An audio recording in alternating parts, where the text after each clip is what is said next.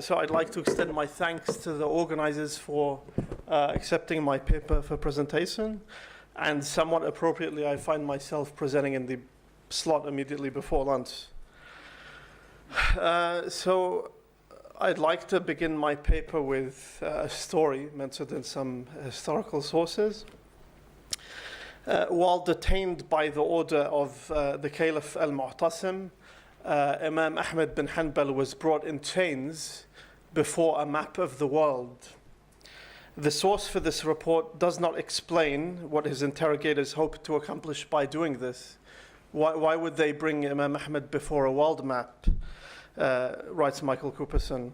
We might, however, guess at the point they were trying to make. The earth was a bigger place than Ibn Hanbal knew, and the hadith had nothing to say about it, or at least nothing useful to a geographer. As it happens, the hadith corpus, and even more so works of history, Quran commentary, and theology, do in fact have rather a lot to say about the nature of the earth, including comments on its shape, mobility, or otherwise, and the cosmos more generally. And this is true even of texts produced before the Avicennan pandemic in the 6th Islamic century, after which point, as we've already seen from previous speakers, Kalam handbooks grew more comprehensive in scope. Think of the great Mawaqif of Al-Iji, for instance, with its extended asides on planetary motion.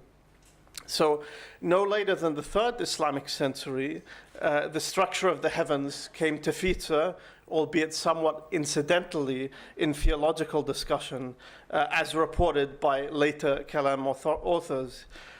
In this paper, I want to comment on these debates, and I'll use them as a point of entry for my larger questions on the nature and scope of Kalam, on the category of Kalam itself, and on the proper fora for meta-level reflection on scriptural hermeneutics. So in other words, I want to wear my confessional hat, which I don't often get to do, and I should point out that any words I use, such as scientific and rational, you should assume are used with inverted commas.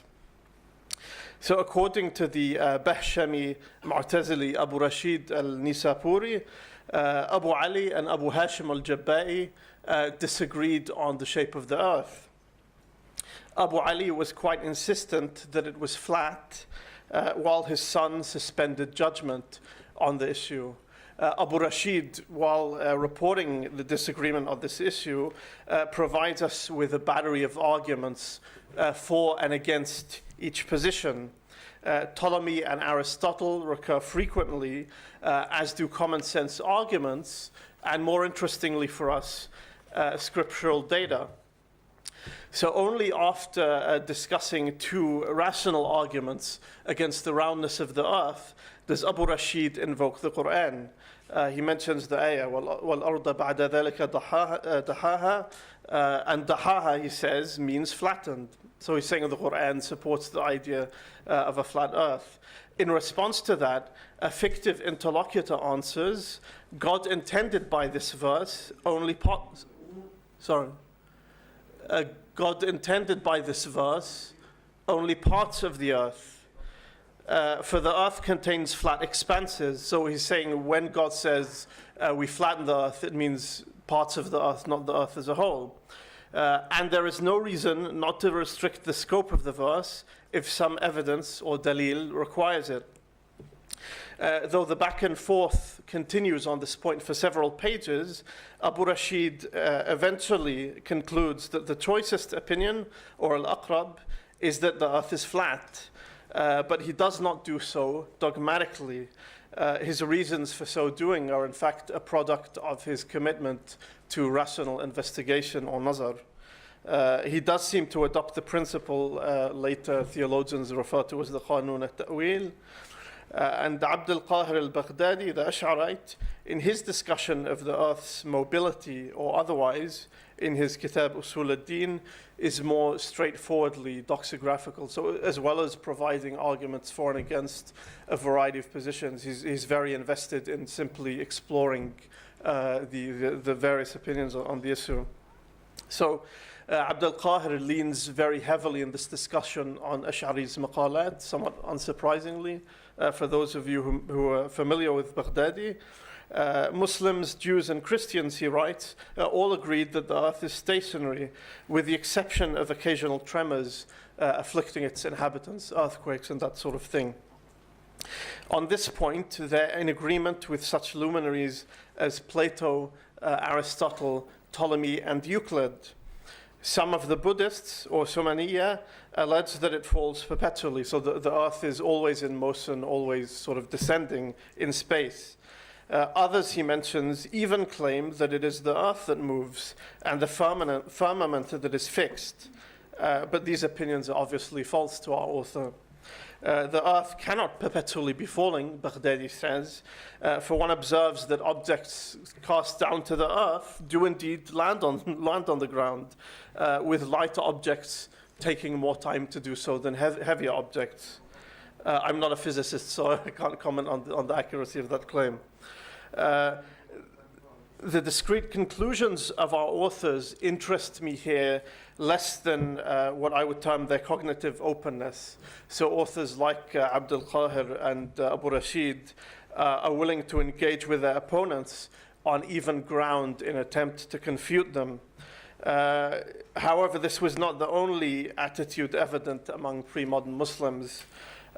Some were much more wary of engaging with others. And Anton Heine, in this regard, has pointed to the existence of a whole raft of works written against the scientific cosmography of Aristotle and Ptolemy, typified by such works as Suyuti's Al-Hay'a As-Saniyya, Fil Hay'a As-Sunniyya, and other titles in this genre, which are quite well attested in manuscript libraries, are very explicit in their aim. For instance, Kitab Ilm al-Hay'a ala i'tiqad Ahl al-Sunnah, al-Hay'a al-Shar'iyya, and so on. So they're explicitly drawing on the traditional cosmographical materials found in the Sunnah, in Tafsir, and so on, against the Aristotelian Ptolemaic models of the universe. So the content of these traditionalist works reads a lot like what Michael describes as the traditionalist cosmography. So Cook says, and I quote, in this model, the 7 earths are arranged one above another like a stack of plates. So like that. We inhabit the top one and the devil the bottom one, which is hell. Above the earths, God placed an analogous stack of heavens, so 7 earths and 7 heavens, one layered above the other. The lowest heaven is our own sky. The topmost is paradise. The scale is generous by terrestrial standards. The standard distance between 2 neighboring plates takes 500 years to traverse, and larger dimensions are encountered at the top of bottom. We find this data reported in various hadith and other sources, such as tafsir. The whole structure is said to have posed serious underpinning problems to which colorful solutions were found. But these and other details need not detain us. So Cook here, in the end, when he talks about serious underpinning problems, alludes to this question you find discussed in numerous works of universal history, like Tabari's Tarikh, or the Kitab al-Bad' wa Tarikh of al-Maqdisi, also An-Nawairi and other historians, who try to explain what it is exactly that sits underneath the earth, what keeps it in its place, what keeps it suspended in space, if you will. So they suggest a number of possibilities, including a cosmic fish, which is the biblical Leviathan, the horns of a bull, or an angel stood atop a rock suspended in space, in the air. So, if you keep going further and further down, what do you find? There has to be something holding up the cosmos at some point. This is their contention. It's not my purpose, I should emphasize, to critique these cosmographies. Well, so much for stacks of plates.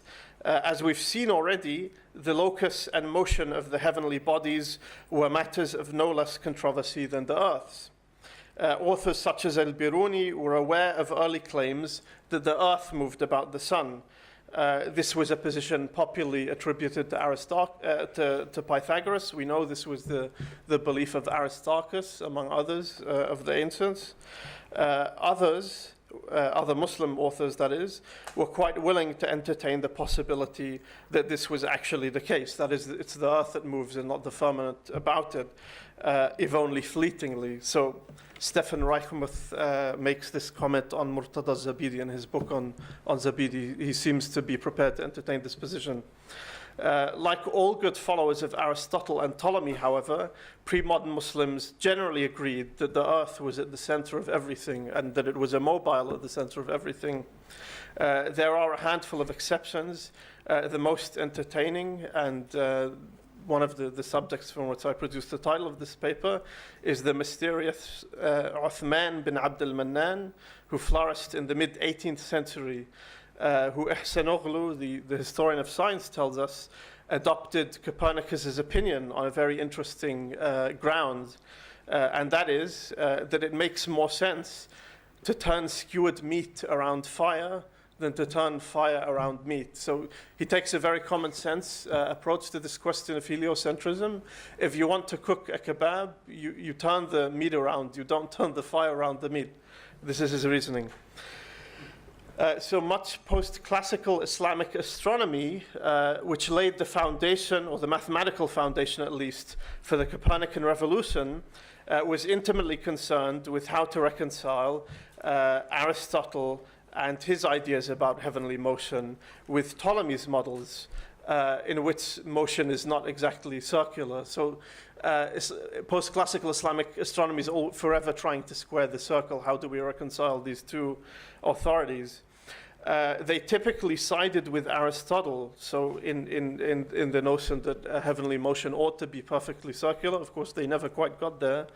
And they sought always to eliminate the complexities of equants, operating at a very high level of mathematical sophistication. This complexity owes partly to their commitment to a geocentric universe. I mean, if you think about it, it's much more mathematically complex to put the Earth at the center of the solar system or the cosmos than the sun. In his reading of E.G.'s discussion of these competing models, Ahmed Dalal observes, and I quote, "In E.G.'s expositions, a standard formula occurs. Why is it not possible? Lima la yajuz." Al-E.G. himself never advocates specific alternatives, so I'm quoting from Dalal still. He maintains that the orbs and circles posited in astronomical models are all imaginary things, umur mawhuma, that have no external existence. So E.G. isn't committed to one particular astronomical model over another. For him, they're all, to some extent, equally plausible mathematical models, which is a strikingly modern view. They are neither objects of belief, لا تتعلق بالاعتقاد, nor subjects of affirmation or negation. So this is the second virtue of Kalam I'll mention. So I've already gestured to the importance of Kalam's cognitive openness. As well as this openness, I like the idea that Kalam possesses a certain epistemic playfulness, that it's able to entertain multiple possibilities at once. This is something especially evident in post-classical Kalam, as we've seen in previous papers. So Ahmed Dalal pursues this point on cosmography as part of a much broader rhetorical move against Adam Sabra, historian of science and philosophy, namely that Kalam was not intended as a comprehensive alternative to Greek philosophy. So this is the claim that Ahmed Dalal is putting forward. Kalam is of much more limited scope than Falsafa. In Dalal's understanding, Kalam theologians did not claim their discipline as, quote, a system of thought that underlay all other sciences, unquote. What are we to make of this contention of Dalal, and what might it mean for the possible future of Kalam? So Dalal's intervention is but one round in the struggle to define exactly what it is Muslims do when they do Kalam. I'm familiar mostly with the Western academic debate on this literature. Abdurrahman has already discussed various positions, Urmawi and E.G. and so on. So it's certainly true that a number of pre-modern authors describe Kalam's function primarily in terms of apologetics. Kalam is there to refute doubts against orthodoxy and to kind of ward off heresy and that sort of thing. Khalid al-Ruwayhib, in his most recent book, reads this understanding of Kalam as a kind of Orientalism, which I don't find persuasive at all. I mean, you find it all over the sources. Tashkupri Zada was obviously not an Orientalist when he describes Kalam primarily in these terms. On the other hand, it is no less true that the theologians, as Ruwayhib points out, regarded their discipline as the queen and cornerstone of the sciences. Without first establishing the truths of God's existence and the Prophet's prophethood, all else is futile, including legal obligation. The grounds of legal obligation, obviously, are the existence of God, his sending of prophets issuing commands, and so on.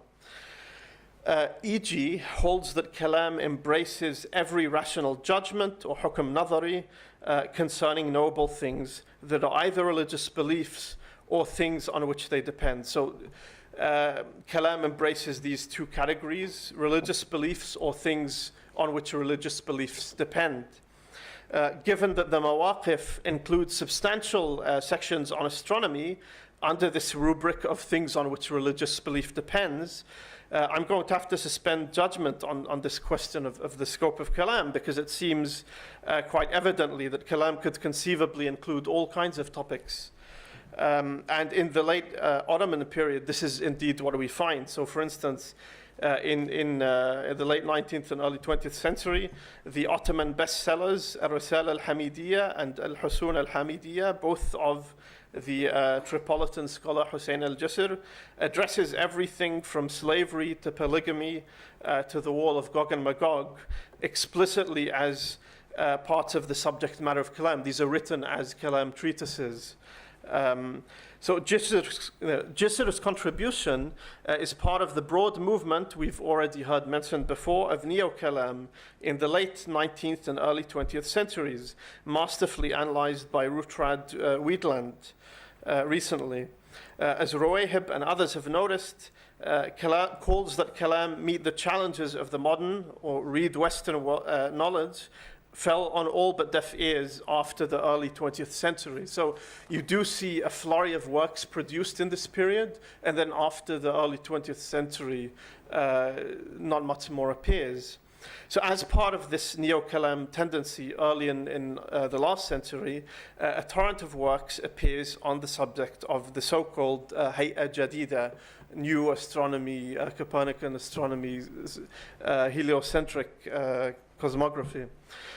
So a number of famous works, most notably the Iranian Hibat ad-Din Shahrastani's Al-Hay'a wal-Islam, which was translated into Arabic in 1908, and the famous Mahmoud Shukri al-Alusi's ما دل عليه القرآن مما يعضد الهيئة الجديدة. So, you know, the Quranic indicants that support the new cosmography. Both works supporting heliocentrism against astronomy pursued in madrasa contexts in the same period proved controversial. So a number of criticisms were made of both Al-Lusi and Shahrastani's works, and at least two full-length and lengthy refutations of Al-Lusi's book were authored by Saudi scholars, as it happens. The reception history of Al-Hay'a al-Jadida in Islamdom is a long and complicated one, and I don't have the time to address it in any detail. But I will say that it begins in the mid-17th century with a very sporadic translation of texts, either through diplomatic or personal contacts. The very first instance we know of, a famous Italian traveler in Iran, Pietro della Valle, writes a summary in Farsi of astronomy for an Iranian friend of his, Zain ad-Din al-Lari, who he says is the equal of any mathematical mind in Europe.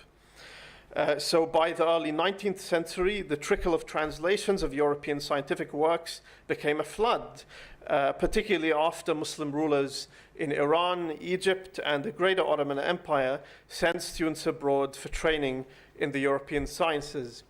the rise of print culture, periodical literature, and communities of lay-educated readers was closely connected to this phenomenon. They all interlock in complex ways. With it came a growing awareness that the world might not be put together as Ptolemy and numerous Muslim authorities had claimed it was. This was occasionally the cause of some discomfort, and I'm very near the conclusion, but I will add one or two engaging stories. So At-Tahtawi, who served as the chaplain for one of Muhammad Ali's student missions to Paris in the 1830s, writes with great anxiety of the Madhab Copernic and Msawi, the school of Copernicus, the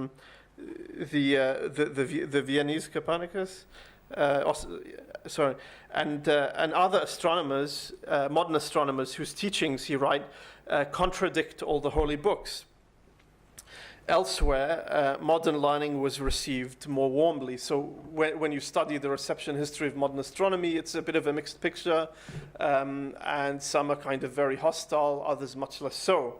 Ahsan Oghlu mentions one Azerbaijani scholar by the name of Abbas Kulu Agha bin Mirza, who dies in 1846. He writes a Persian treatise called Asrar al-Malakut, which draws mainly on Russian or translations of Russian astronomical works. He embraces the Copernican view wholeheartedly, writing that, and I quote, whether one prefers the Ptolemaic or the Copernican system, no inconvenience would ensue from the viewpoint of religion, because these matters are related to reason, not to religion. So he's making an interesting category distinction there. Some Muslim scholars of the new astronomy defended its correctness on the basis of Quranic verses and traditions of the Prophet. I realized, he writes, that the Copernican view confirms to the clear and definite proofs deduced from geometry and, moreover, to the Quranic verses and traditions of the Prophet. As for the Ptolemaic view, it is the opposite. So on seemingly religious grounds as well as mathematical ones, we've come full circle, and Muslim scholars have sort of embraced the new astronomy. So to conclude, theologians and others of the learned class argued for and against various models of the cosmos on the basis of rational and textual evidences, with different opinions as to how these two categories ought to relate to each other. This led them to embrace diverse and conflicting conclusions, which they frequently classed under the rubric of Kalam. Because of Kalam's historically apologetic character, among other features, later works in the discipline came to include an ever-expanding range of subjects. This is as true of the handbooks of the 14th century as it is of the treatises of the early 20th. And in this regard, I think the experience of our forebears is instructive, and I pray that we will make a judicious use of our heritage. And thanks very much for listening.